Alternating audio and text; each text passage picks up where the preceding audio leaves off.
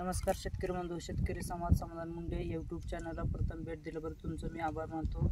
मी आज पिंपळनेर डोणवाडी या गावी आलेलो आहे। सोलापूर जिल्हा माढा तालुका येथे आपले शेतकरी सुदाम डांगे यांच्या प्लॉटवर मी आज तैवान पिंक या प्लॉटवर उभा आहे।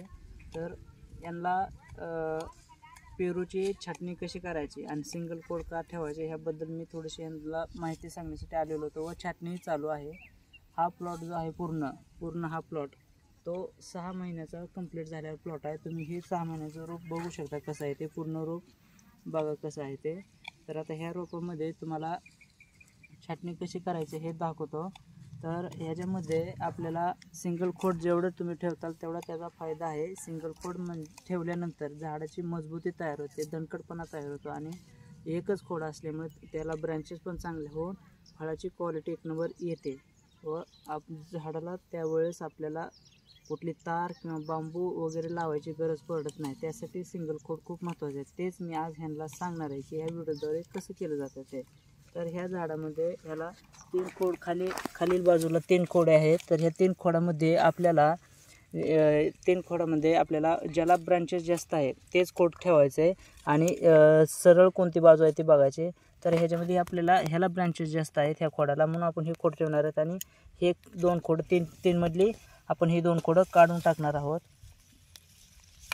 हे जमीन लेवलला असे खरडून खोडं काढून घ्यायचे आणि आता ही झाले सिंगल खोडवर हे झाड आलेलं आहे।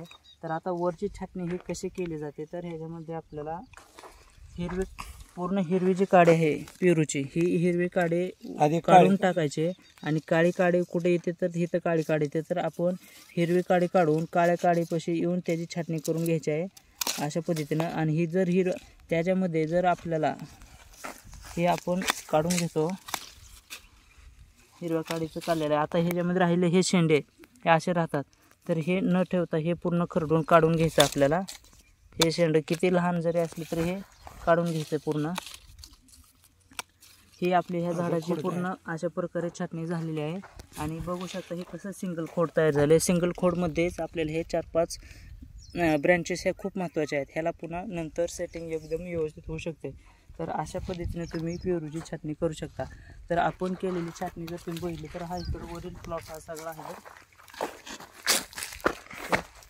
हा सुद्धा पूर्ण प्लॉट आपण कटिंग करून घेतलेला आहे।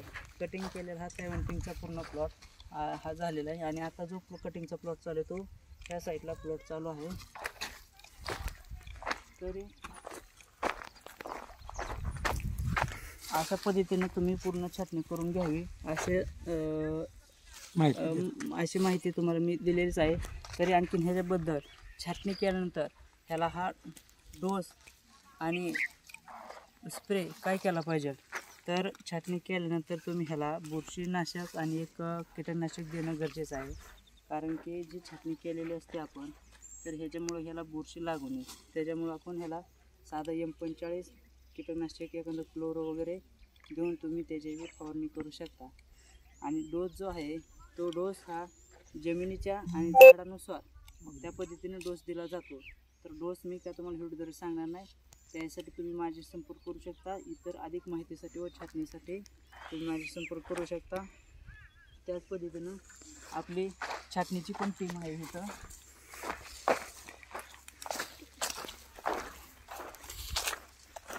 छाटणी करण्यासाठी आपली इथं टीम चालू आहे। तर तुम्हाला पेरूची छाटणी करायची असेल तर आपली टीमसुद्धा तुमच्यासाठी एक 7-8 माणसाची एक टीम तयार आहे।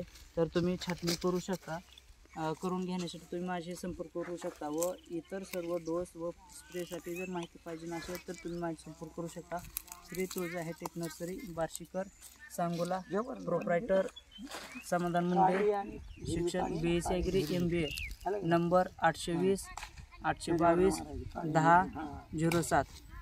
धन्यवाद।